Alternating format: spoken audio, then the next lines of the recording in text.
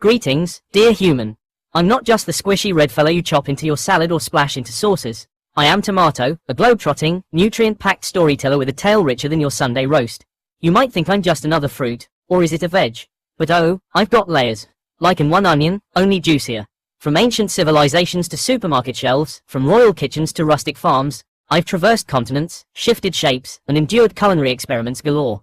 This is not just my autobiography, it's an edutaining expedition into my world. Packed with vocabulary for your English journey, surprising facts for your curious mind, and lessons to chew on, pun intended. Whether you're a student, a food lover, or a curious cat from Croydon, buckle up, because I Am Tomato is ready to spill the sauce on everything. From my roots to recipes, from my color palette to my cultural passport. So put on your linguistic boots and let's take a red-hot walk through history, science, geography, and gastronomy, all with me, your tomato pal, as the narrator.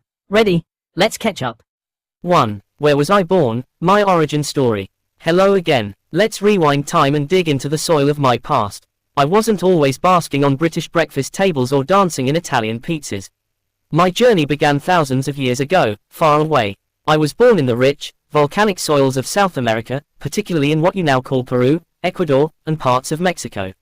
Long before modern supermarkets and chefs knew my name, I was cherished by the Aztecs, an ancient civilization with deep agricultural knowledge. They called me Tomatal, which means plump thing with juice. Pretty accurate, don't you think? At that time, I was smaller, wilder, and often mistaken for a berry. I grew among maize and chilies, side by side in Aztec gardens. They didn't just eat me, they used me in rituals, medicine, and even war preparations. I was a symbol of vitality and abundance. Then came the Spanish explorers in the 16th century. Intrigued by my vibrant color and juicy flesh, they took me on ships and carried me across oceans to Europe. That's right, I sailed across the Atlantic and started my second life as a foreign curiosity in Spain, Italy, and eventually the UK. Many feared me at first, thinking I was poisonous. I am part of the nightshade family, after all. But over time, I won their hearts, and their recipes. So, my roots are ancient, earthy, and adventurous, just like any true traveler with a juicy tale to tell. 2. How did I travel the world? My global journey. If you thought I stayed put after being born in South America, think again. I'm not just any fruit. I'm a seasoned globetrotter, a culinary diplomat, and perhaps the juiciest hitchhiker in history. It all began in the early 1500s, when bold Spanish explorers set foot in the Americas. They weren't just looking for gold, they stumbled upon me, a curious red delight growing in Aztec gardens. They packed me up with other exotic goodies like potatoes, maize, and chilies, and loaded me onto the grand ships bound for Europe. Destination, Spain. In Spain, I was first treated as a botanical ornament, admired more for my beauty than my taste. My bright color was so vivid that some feared I might be toxic, a fear not entirely misplaced, as my family tree includes deadly plants like belladonna and nightshade. Next stop, Italy. Bella Italia. They embraced me like family. By the 17th century, I was the star of sauces, the heart of pasta dishes, and even called pomodoro, meaning golden apple. I had officially entered the menu. And finally, I found my way to England. At first, I was labeled exotic and even dangerous. Some upper-class folks grew me as a decorative plant, never daring a bite. But eventually, British cooks caught on, especially during the Victorian era.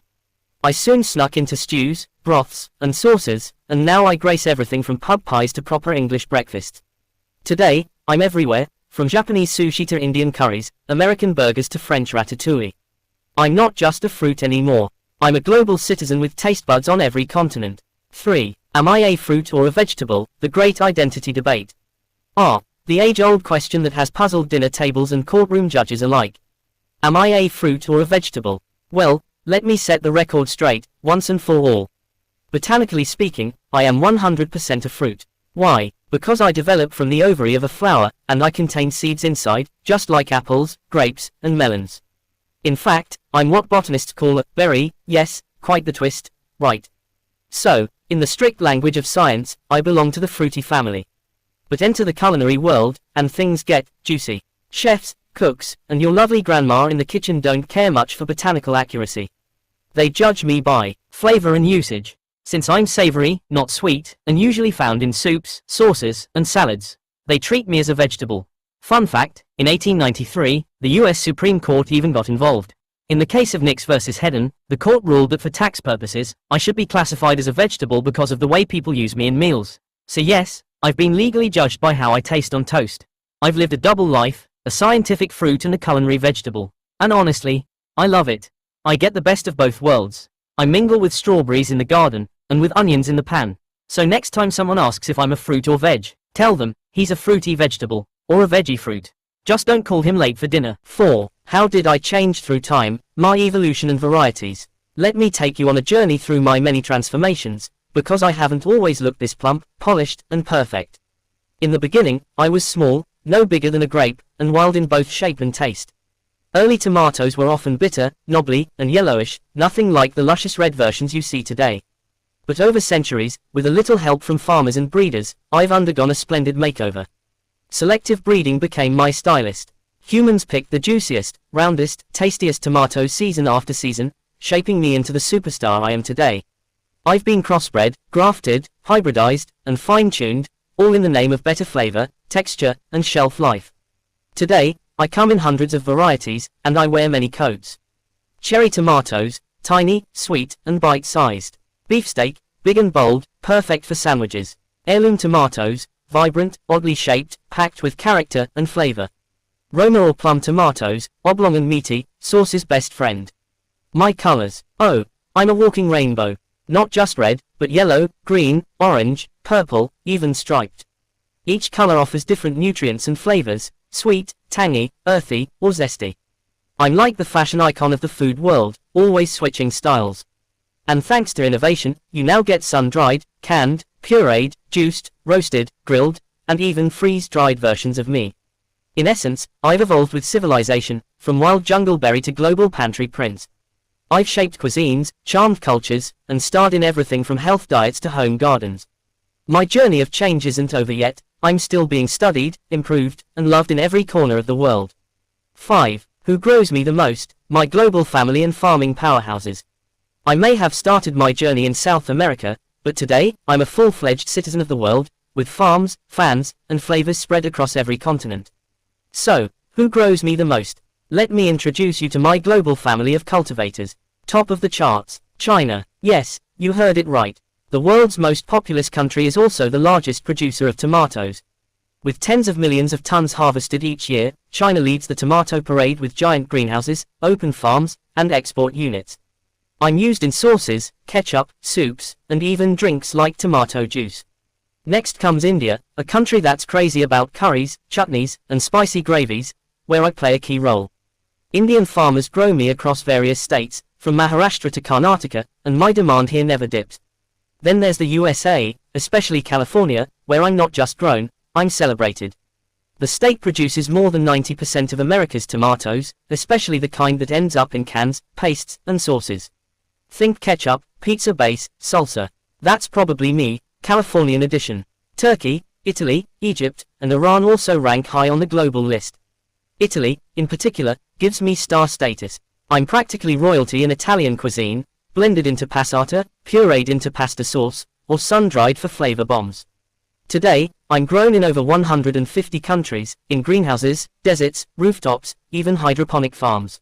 From high-tech farming to backyard pots, I've become an essential ingredient in kitchens from Tokyo to London.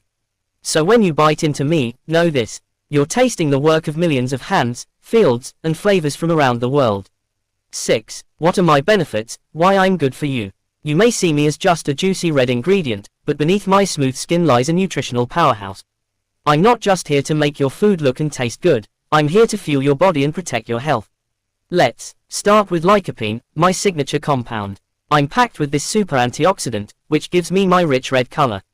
Lycopene helps fight free radicals in your body, reducing your risk of heart disease, stroke, and even certain types of cancer. It's especially powerful when I'm cooked. Yes, my sauces are even healthier than I look raw. I also boost your vision. Thanks to vitamin A and beta-carotene, I help keep your eyes sharp and shining, especially in low light. I may not give you night vision, but I do my best. For your heart, I'm a true companion. With my blend of potassium, folate, and antioxidants, I help regulate blood pressure and keep your arteries smooth and strong. Regularly eating me has been linked to a lower risk of cardiovascular issues. Skin troubles. I've got your back. My vitamin C content helps in collagen production, giving your skin elasticity and glow. Plus, I'm often used in DIY face masks to fight acne and dark spots. I'm your edible skincare routine. And the best part, I'm low in calories, high in hydration, and 95% water, perfect for weight management, digestion, and detox. So whether you munch me raw, roast me golden, or sip me in soup, remember, I'm more than a treat, I'm your daily dose of natural wellness. 7. Who eats me the most? Global tomato consumption trends. It's one thing to be grown everywhere, but the real fame, that comes from being devoured with love across the globe. And believe me, I am. Let's start with Italy, my culinary soulmate. Italians consume over 35 kilograms of tomatoes per person per year. From pizza to pasta, bruschetta to bolognese, I am the beating heart of Italian cuisine. The world owes its love of tomato-based sauces and stews to this passionate country. In Turkey, I'm eaten fresh, cooked, sun-dried, and even drunk as juice. Turkish breakfast without tomatoes. Unthinkable. They consume around 25 to 30 kilograms per person annually. Spain not only eats me, they celebrate me. Ever heard of La Tomatina? It's a world-famous tomato-throwing festival held in Bunel. It may be messy fun, but it shows how much love they have for me. In the United States, I'm a ketchup king, burger buddy, and salad star. The average American consumes over 10 to 12 kilograms of me each year, and most of that comes from processed forms like sauces, soups, and pizza toppings. In India, my demand is skyrocketing.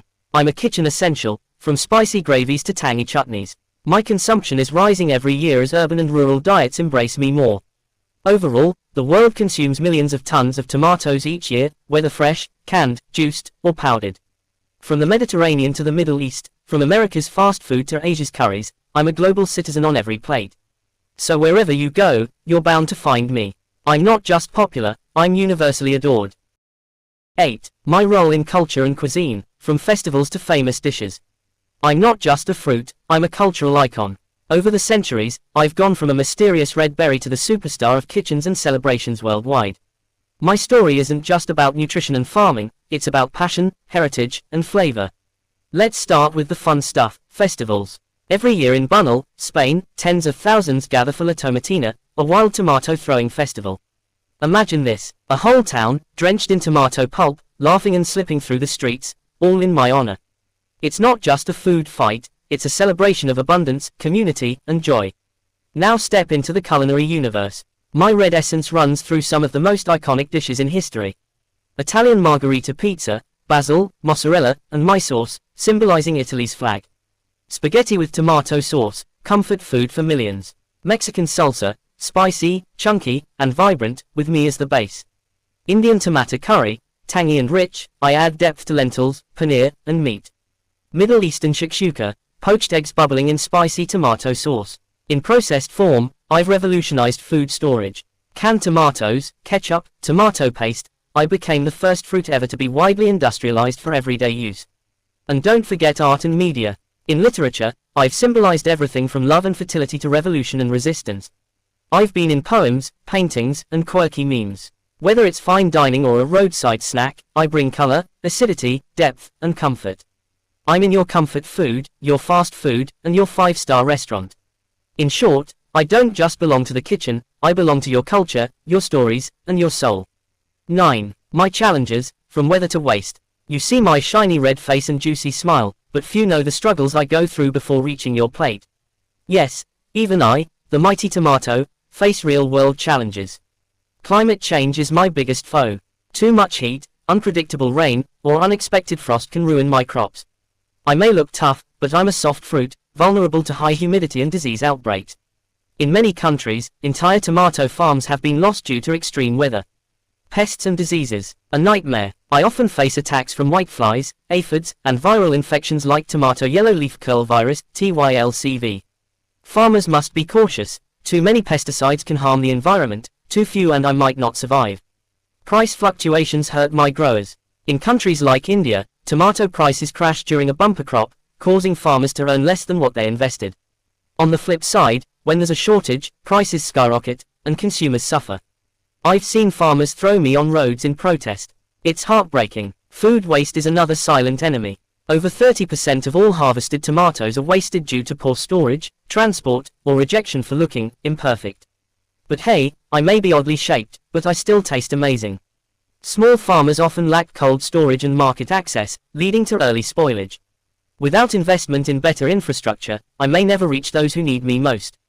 So next time you hold me, remember, I'm not just a fruit, I'm a survivor. A symbol of struggle, resilience, and global cooperation. Every bite you take is a tribute to the journey I've endured. 10. My journey ahead, tomato of the future. As I look toward the future, I'm bursting with hope and promise. The world is changing fast, and so am I. Scientists, farmers, and chefs are working hand in hand to shape the next chapter of my incredible journey. Innovation is my new soil. Researchers are developing disease-resistant and climate-smart tomato varieties that can thrive even in harsh environments. Genetic improvements mean I'll be more nutritious, flavorful, and sustainable than ever before. Sustainability is the key. With growing awareness about water scarcity and carbon footprints, tomato farming is evolving. Hydroponic and vertical farms are sprouting in cities worldwide, allowing me to grow fresh and local all year round, with minimal resources and zero pesticides. Technology is my ally. Drones, AI, and smart sensors help farmers monitor me carefully, reducing waste and boosting yields. From seed to shelf, my journey is becoming more efficient, ethical, and eco-friendly. Culinary creativity is exploding. Chefs and home cooks are inventing exciting recipes that celebrate my diverse colors, shapes, and flavors. From yellow and purple varieties to heirlooms with intense aromas, I'm no longer just a red tomato, I'm a whole rainbow on your plate.